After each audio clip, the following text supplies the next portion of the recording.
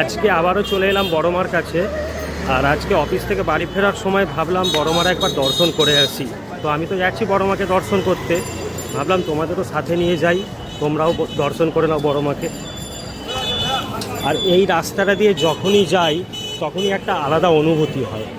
আর এই যে দূরের হরিণটা দেখছো, এই হরিণটা দেখলেই মনে হয় কখন মায়ের মুখটা দেখব। তোমাদের কার কার এইরকম অনুভূতি হয় একটু জানাবে। এখন সন্ধ্যা 6টা বাজে। তোমরা আমাকে অনেকেই জিজ্ঞেস করছিলে কখন গেলে লাইনটা ফাঁকা পাওয়া যাবে। আমি বলবো যাদের পক্ষে আসা সম্ভব বিকেল থেকে সন্ধ্যার মধ্যে আসার চেষ্টা করবে। লাইন প্রায় থাকেই না, তোমরা ভালোভাবে বড় মাকে দর্শন করতে পুজো দিতে পারবে।